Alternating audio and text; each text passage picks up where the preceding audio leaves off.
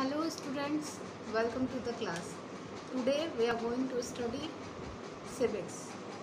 तो students previous class में हम लोगों ने फर्स्ट चैप्टर अपना रीडिंग कंप्लीट किया था और जिसमें कि हमारा केस स्टडी बच गया था। तो आज हम केस स्टडी करेंगे, लॉ अगेंस्ट डाउरी और केस स्टडी, दो केस स्टडी करेंगे, दो मामलों का अध्ययन करेंगे।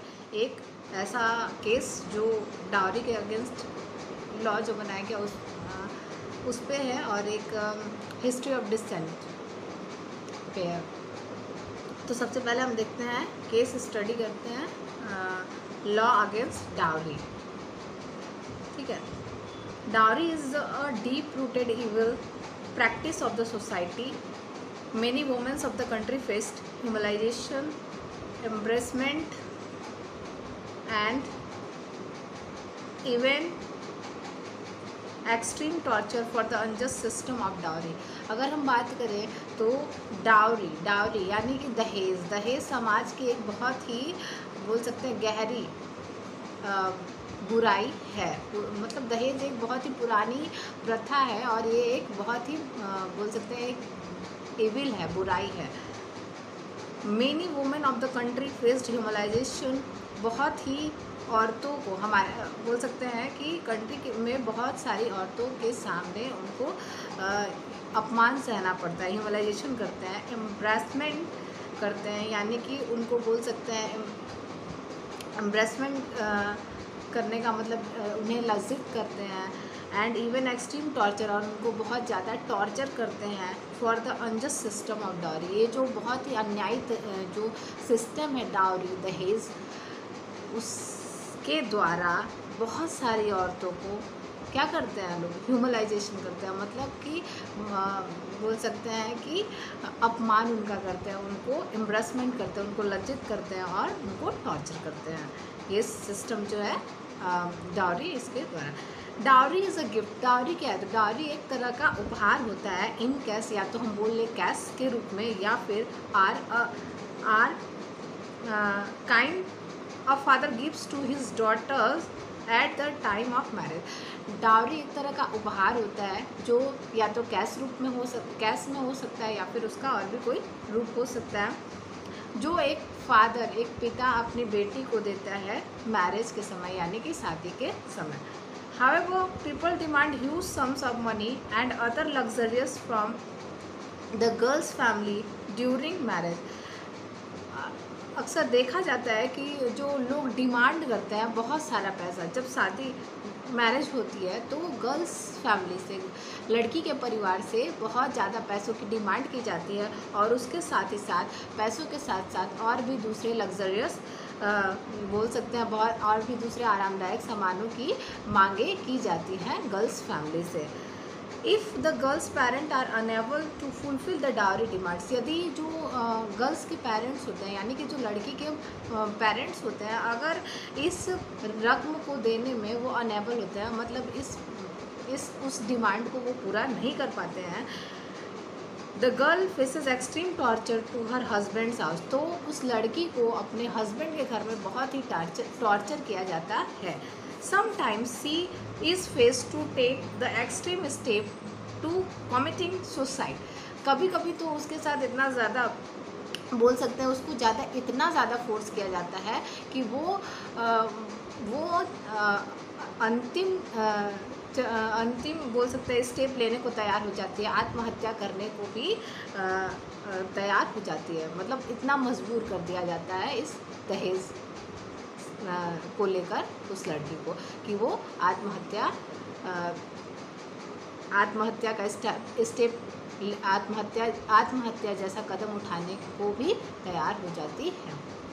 To prevent incidents of dowry harassment, the government passed the Dowry Prohibition Act 1961, और इसी तरह के इंसिडेंट को, ये जो दहेज के द्वारा ये जो घटना घटी, इस तरह के इंसिडेंट, इस तरह की घटना को रोकने के लिए गवर्नमेंट ने एक डाउरी प्रोहिबिशन एक्ट बनाया 1961 में। Subsequently, the law has been amended many times to make it more effective against dowry, और धीरे धीरे मतलब बोल सकते हैं कि कई बार इस लॉ में, ये जो कानून बनाया गया है, इसमें कई बार संशोधन भी किए गए, अमेंडमेंट भी किया गया, जो जिससे कि डाउरी के खिलाफ इफेक्टिव कदम उठाया जा सके। However this social evil still exist, लेकिन अगर हम बोले कि ये क्या ये अभी ख़त्म हो चुका है, तो नहीं, ये अभी भी स्टिल है। बोल सकते हैं कि ये समाज में ये जो सामाजिक बुराई है, ये समाज में अभी भी चल रही है।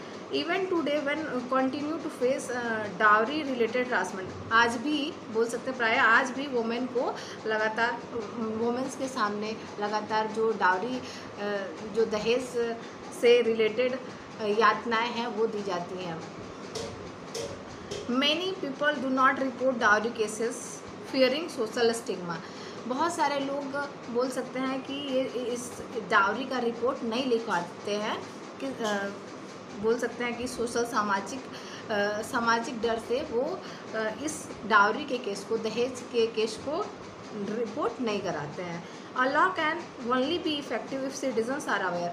अब हम अगर बोले, बहुत सारे लोग समाज के डर से इसकी रिपोर्ट तो नहीं लिखवाते हैं, लेकिन कोई भी एक नियम तभी इफेक्टिव होगा जब यहाँ के सिटीजन्स जो होंगे वो अवेयर होंगे, जागरूक होंगे of it and utilise it to prevent atrocities and discrimination. और यहाँ से क्या कर सकेंगे, प्रिवेंट कर सकेंगे, यहाँ पे बोल सकते हैं जो हो रहा है भेदभाव जो हो रहा है, इस चीज़ को वो रोक सकेंगे जब यहाँ के लोग अवेयर होंगे। All the citizens, सभी citizens, men and women should consider dowry as an evil and criminal practice and refuse to give or accept dowry in any form। तो उसके लिए करना क्या होगा, जितने भी सभी जो भी मैन है या वुमेन है, इन सभी को डाउरी को एक बुराई मान के चलना होगा। ठीक है, ये ख़त्म कैसे होगा, जब सभी लोग, चाहे वो मैन हो या वुमेन हो, ये सभी लोग डाउरी को क्या कंसीडर करें कि ये एक बुराई है, ये एक क्रिमिनल प्रैक्टिस है, और रिफ्यूज़ कर दे, मना कर दे डाउरी देने के लिए भी और डाउरी लेने के लिए भी। तो इस तरह से बोल सकते हैं कि डाउरी ख़त्म हो सकता है। तो ये था हमारा डाउरी के अगेंस्ट केस स्टडी, लॉ जो बनाया गया अगेंस्ट डाउरी के खिलाफ, उस पर हम लोगों ने केस स्टडी किया। अब हम बात करते हैं कि हिस्ट्री ऑफ डिसेंट, एक ऐसा मामला भी पढ़ते हैं जो डिसेंट असहमति के इतिहास को दिखाता है। ये जो मामला है, ये है साल्ट सत्याग्रह का। Salt Satyagraha, Mahatma Gandhi pioneered non violent form of protest known as the Satyagraha. Mahatma Gandhi ने एक नॉन वायलेंट प्रोटेस्ट स्टार्ट किया, एक अहिंसक रूप में विरोध शुरू किया, जिसको हम सत्याग्रह के नाम से जानते हैं। सत्याग्रह मीन्स अडेरेंस टू ट्रूथ। सत्याग्रह का मतलब होता है सत्य का पालन करना।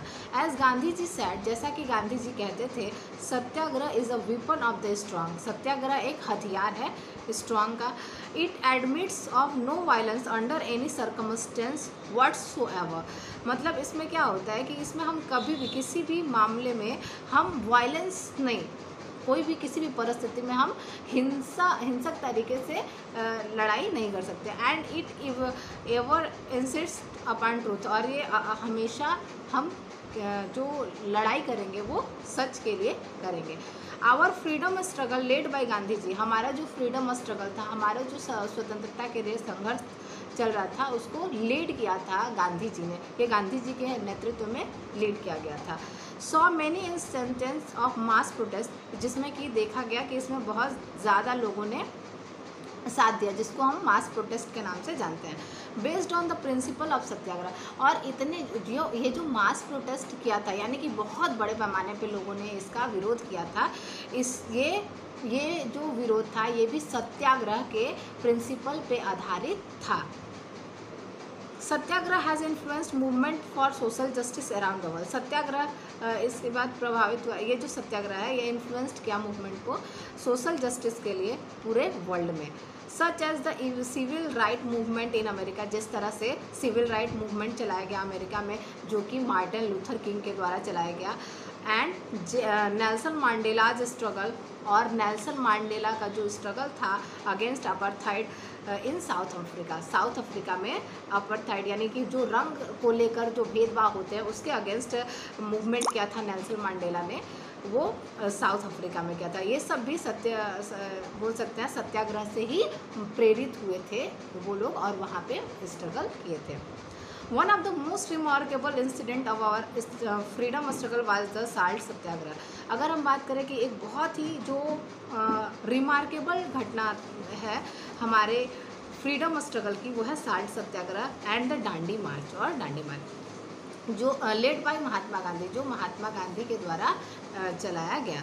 The British government banned the production of salt in India and the people were forced to buy expensive salt that was imported. British government ने बैन कर दिया गया था इंडिया में साल्ट के प्रोडक्शन पे, मतलब भारत में जो नमक का प्रोडक्शन है, नमक का जो उत्पादन है उस पर ब्रिटिश गवर्नमेंट ने बैन यानी कि रोक लगा दिया था। एंड जो लोग थे वो मजबूर थे महंगे नमक को खरीदने के लिए जो बाहर से आता था। इन 1930 में Gandhi ji decided to protest against the salt law by undertaking a march on foot from his ashram in Ahmedabad to the coastal town of Dandi। तो इसीलिए गांधी जी ने डिसाइड किया कि वो एक प्रोटेस्ट करेंगे अगेंस्ट साल्ट लॉ। ये जो नमक कानून ब्रिटिश गवर्नमेंट ने बनाया है, इस नमक कानून के विरोध में गांधी जी ने एक बोल सकते हैं कि एक डिसाइड किया कि वो एक मूवमेंट करेंगे, वो एक मार्च करेंगे। जो ये मार्च वो अहमदाबाद में अपने आश्रम से स्टार्ट करेंगे और ये पैदल जाएंगे कहाँ तक, डांडी तक। डांडी जो टाउन है वहाँ तक ये पैदल जाएंगे जो कि सूरत के पास है। He set out with some followers, और इन्होंने उनके साथ कुछ और भी फॉलोअर्स थे। Many other joined him on the way, बहुत सारे लोगों ने उनको रास्ते में ज्वाइन किया। After a journey to around 380 miles on foot, और वो पैदल कितना चले, 380 माइल्स चले। Gandhi ji and his followers reached Dandi, और गांधी जी और उनके जो फॉलोअर्स थे वो लोग डांडी में पहुँचे। 380 माइल्स पैदल चल के वो कहाँ पहुँचे, डांडी में पहुँचे। They picked up salt along the seashore, और उन्होंने वहाँ से सी शोर जो नदी का जो किनारा था वहाँ से साल्ट उठाया, पिकअप किया। Thus breaking the government ban on producing salt, और उन्होंने नमक बना के उस गवर्नमेंट जो ब्रिटिश गवर्नमेंट ने जो नमक कानून बनाया था उस कानून का विरोध किया। जो नमक कानून पे बैन लगा दिया था उस कानून को उन्होंने तोड़ा, नमक कानून को तोड़ा। तो इस तरह से हमने देखा कि जो कानून बनाए जाते हैं जो हमारे लिए अच्छे नहीं होते हैं उसको लोग एक प्रोटेस्ट यानी कि बोल सकते हैं एक सही तरीके से आप उसका विरोध कर सकते हैं। तो हमने इस चैप्टर का केस स्टडी भी कर लिया है और आज का क्लास यहीं पे स्टॉप होता है। नेक्स्ट क्लास में हम मिलेंगे इसके एक्सरसाइज को लेके। Thank you.